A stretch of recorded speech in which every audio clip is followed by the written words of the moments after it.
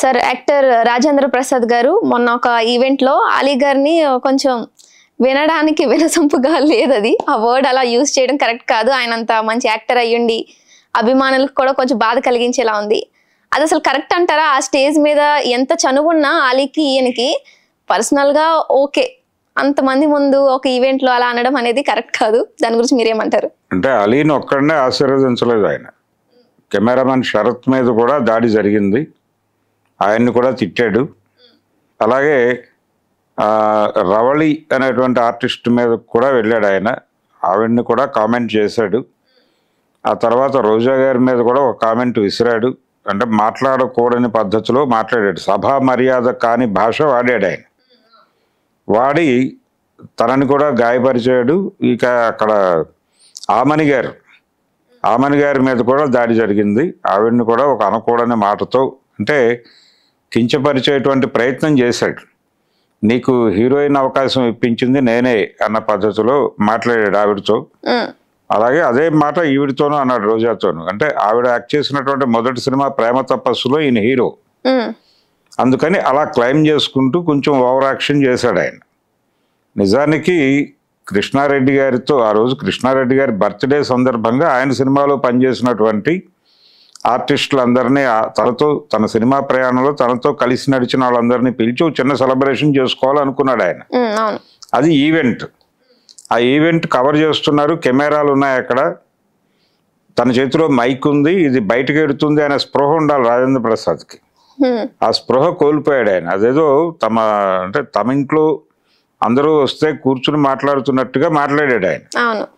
ఇది బయటకు వెళ్తుంది అనే స్పృహ లేదు. ఇంతకు ముందు కూడా ఆయన వార్నర్ని అలాగే మాట్లాడాడు నితిన్ సినిమా ఈవెంట్లో. ఆ మాట్లాడుతూ చాలా అలవోకగా అనేస్తున్నాడు ఆయన. ఈ అలవోకగా అనేయటం అనేదాన్ని ఎక్కడో చోట అడ్డుకోకపోతే ఇది మరింత దుందుడుకుగా వ్యవహరించి ఆయన ఇంకా పెద్ద మాటలు అనేటువంటి ప్రమాదం ఉంది. అందుకని మొన్న ఎస్వి కృష్ణారెడ్డి గారి ఈవెంట్ సందర్భంగా ఆయన ఆయన మాట్లాడిన మాటల మీద, వాడిన భాష మీద ఓ తీవ్రమైన నిరసన వ్యక్తం చేయాల్సినటువంటి అవసరం అయితే ఉంది. మాకు కూడా ఆయన మీద చర్యలు తీసుకోవాల్సిన అవసరం ఉంది.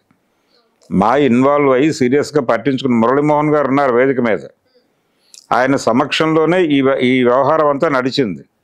మురళీమోహన్ మీద కూడా దాడి చేశాడు ఆయన్ని కూడా స్పేర్ చేయలా. అంటే తను రెగ్యులర్గా క్లెయిమ్ చేసుకుంటాడు, నేను ఎన్టీ రామారావు గారి ఇంట్లో పుట్టాను నిమ్మకూరులో, నేను నా తల్లి నన్ను కన్నప్పుడు నేరుగా మొదట ఎత్తుకున్నది రామారావు గారి తల్లి గారే. ఇవన్నీ మాట్లాడతాడు ఆయన.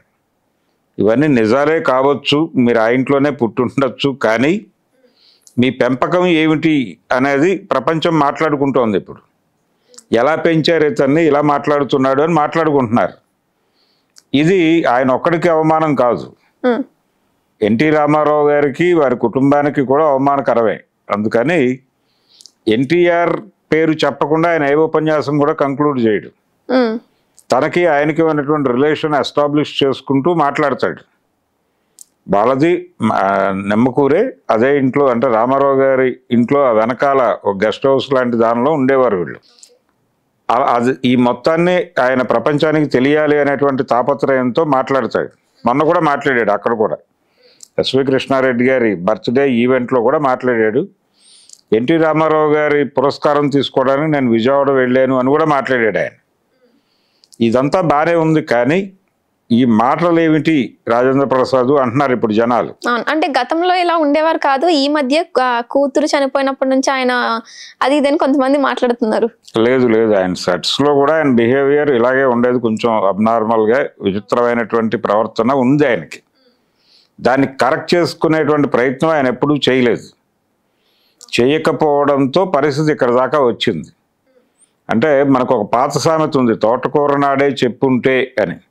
అంటే కొడుకు తోటకూర కాడల పక్క ఇంట్లోంచి తెంపుకొస్తే తల్లి అప్రిషియేట్ చేసిందట.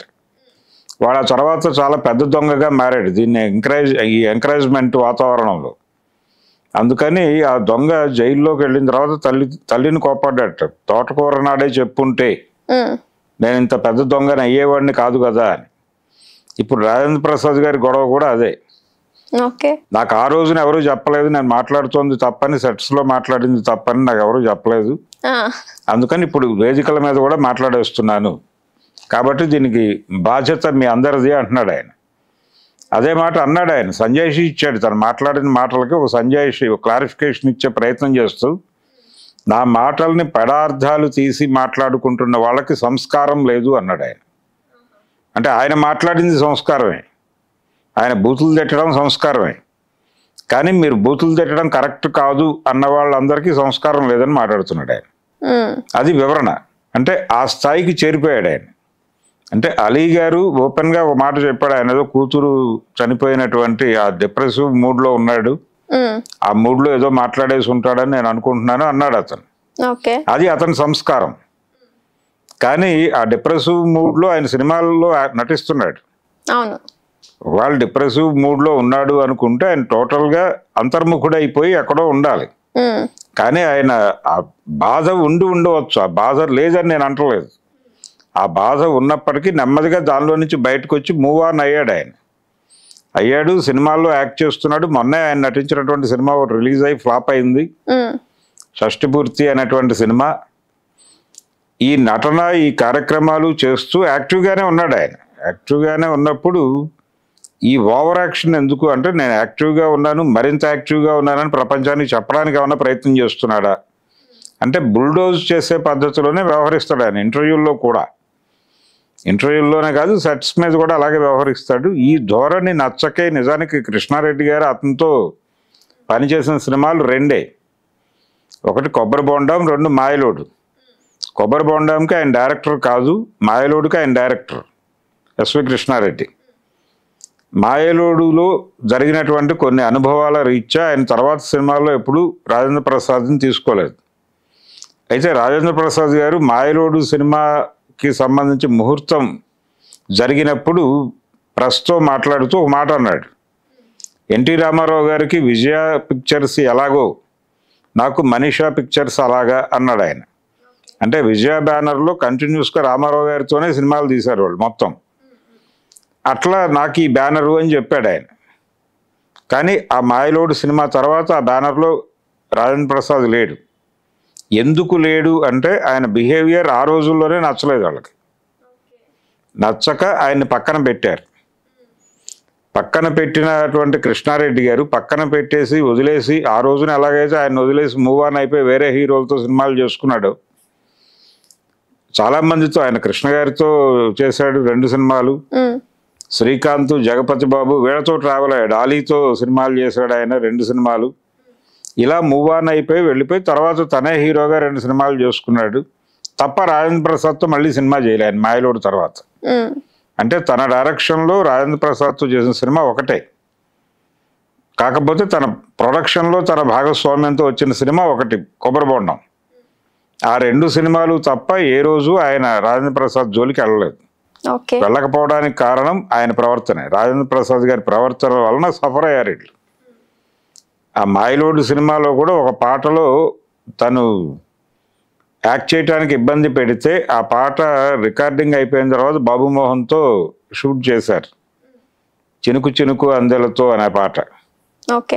కాబట్టి రాజేంద్ర ప్రసాద్ ఇబ్బందికరమైన వ్యక్తి అనే విషయం కృష్ణారెడ్డి గారికి కూడా తెలుసు. చివరికి వాళ్ళ ఈవెంట్లోనే ఈ గందరగోళం క్రియేట్ చేశాడు ఆయన, చేసి ఇలా మాట్లాడాడు. ఇప్పుడు దీని మీద మూవీ ఆర్టిస్ట్ అసోసియేషన్ ఆయన మీద ఒక చర్య తీసుకోవాల్సినటువంటి అవసరం అయితే ఉంది. ఎవరు రెస్పాండ్ అవ్వలేదా మరి దాని తర్వాత? అప్పుడే 2-3 డేస్ అయిపోతుంది అది జరిగి. అంటే ఎవరికి వాళ్ళు అలీ పద్ధతిలోనే వ్యవహరిస్తున్నారు. పోన్లే పాపం పెద్దవాడు అన్న పద్ధతిలో ఏదో మాట్లాడే ప్రయత్నం చేస్తున్నారు, కానీ అది చాలదు ఆయనకి. ఆయన మీద ఖచ్చితంగా చర్యలు తీసుకోవాల్సినటువంటి అవసరం ఉంది. వదిలిపెట్టేస్తే మరింత దుర్మార్గంగా మారుతాడు ఆయన. అంటే దీన్ని గ్రాంటెడ్గా తీసేసుకుని ఇంకే రకమైన భాష అయినా వాడే ప్రమాదం ఉంది ఆయన. ఓకే, అంటే ఏంటి వాళ్ళ ప్రజెంట్ ఉన్న పొజిషన్ బట్టి అది గర్వం అంటారా? అలా నేనేం మాట్లాడినా చెల్లుతుంది అనేది? అదే, అదో పెద్ద లెగసీ అన్నట్టుగా బిహేవ్ చేస్తున్నాడు ఆయన. దానికి పైగా ఆయన పేరు తీసుకొస్తాడు. ఎన్టీ రామారావు గారు వారింట్లో పుట్టాను నేను, రామారావు గారు తల్లి గారు నన్ను ఎత్తుకున్నారు, ఇదంతా ఒక అంటే నా స్థాయి చాలా పెద్దది మీ అందరికంటే అని చెప్పుకోవడానికి ఏదో తాపత్రయపడుతూ ఉంటాడు. ఆయన కష్టాలు పడ్డాడు, ఆయన కెరీర్ అంత ఈజీగా ప్రారంభం అవ్వలేదు సినిమా రంగంలో. అట్లూరి పుండరీకాక్షయ్య గారు ఇలాంటి వాళ్ళందరూ సహకరించడం వల్ల ఆయన హీరో అయ్యాడు. ఆయన మొదటి సినిమా డైరెక్ట్ చేసింది బాపు గారు స్నేహం సినిమాతో మొదలైంది ఆయన జర్నీ 77లో. అప్పటి నుంచి ఇండస్ట్రీలో ఉన్నాడు ఆయన. ఆయన చిరంజీవి కంటే కూడా సీనియర్ ఒక రకంగా. చిరంజీవికి గురువు కూడా. చిరంజీవికి ఫిల్మ్ ఇన్స్టిట్యూట్లో మైమ్ నేర్పింది రాజేంద్ర ప్రసాద్. అలా ఆయన ఇన్స్ట్రక్టర్గా కూడా ఉన్నాడు అక్కడ ఫిల్మ్ ఇన్స్టిట్యూట్లో. సౌత్ ఇండియన్ ఛాంబర్ నుంచి ఏర్పాటు చేసిన ఇన్స్టిట్యూట్లో ఆయన ట్రైనర్గా కూడా ఉన్నాడు.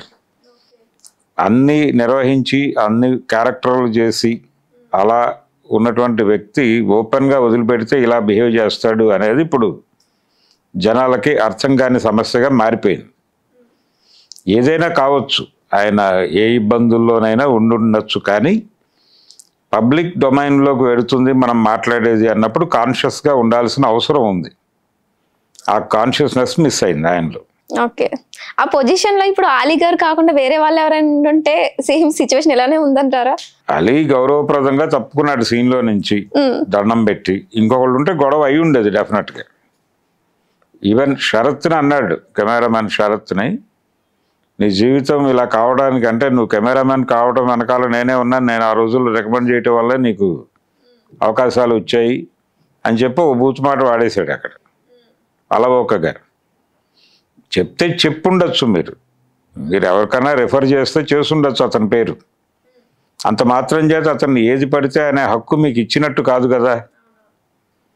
అది ఆ రూల్ దాటి బిహేవ్ చేస్తున్నాడు ఆయన.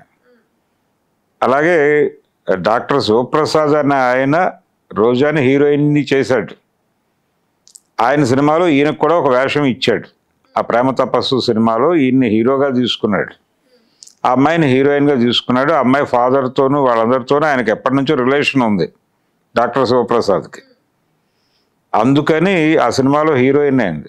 నిన్ను హీరోయిన్ చేసింది నేనే అని ఈయన ఎలా క్లెయిమ్ చేసుకుంటాడు? కానీ క్లెయిమ్ చేసుకున్నాడు మొన్న. ఇది ఓవర్ యాక్షన్ అంటారు. అందుకని ఇది ఒక గర్వంతో కూడుకున్నటువంటి వ్యవహారంగానే చూడాలి. లేదు ఓపెన్గా మాట్లాడాలంటే ఒళ్ళు బలుపు అన్న పద్ధతిలోనే చెప్పాలి. అందుకని అలా బిహేవ్ చేస్తున్నాడు ఆయన. దీన్ని కంట్రోల్ చేయాలంటే ఖచ్చితంగా చర్యలు ఉండాలి. ఫిలిం ఛాంబర్కి అలాగే మా అసోసియేషన్కి కూడా బయట నుంచి కూడా కంప్లైంట్ చేయొచ్చు ఎవరైనా. ఆయన ప్రవర్తన అలా ఉంది అంటే పబ్లిక్ డొమైన్లో మాట్లాడుతున్నాడు ఆయన. ఇంట్లో మాట్లాడుకుంటే ఎవరికి ఇబ్బంది లేదు. ఆయన రోడ్డు మీదకి వచ్చి మైక్ పట్టుకుని ఇలా మాట్లాడటం మమ్మల్ని ఇబ్బంది పెడుతోంది. మీ అసోసియేషన్ మెంబర్ కాబట్టి మీరు అతని మీద చర్య తీసుకుంటారా, లేదు అతని సినిమాలు చూడటం మానేయమని మేము ప్రచారం చేసుకోవాలా అని ఆ బయట విని బాధపడిన ఎవరైనా, చిరాకు పడ్డ ఎవరైనా వెళ్ళి కంప్లైంట్ లాంచ్ చేయొచ్చు అక్కడ ఛాంబర్లోను అలాగే మా అసోసియేషన్లోను. ఇది జరగాలి. ఇది జరిగితే ఆయన కంట్రోల్లోకి వస్తాడు. చూద్దాం సార్ ఏం జరుగుతుందో. Okay sir, thank you. Thank you. Hello, Telugu రాజ్యం ఛానల్ చూస్తున్నారా? సామాజిక రాజకీయ జీవన చిత్రణే తెలుగు రాజ్యం. అతిశయోక్తులు అసత్యాలు ఉండవు. రాజకీయ కోణం కాదు, ప్రజా కోణమే కొలబద్ద. తెలుగు రాజ్యం వీక్షణ మీ ఉత్తమ అభిరుచికి నిదర్శనం.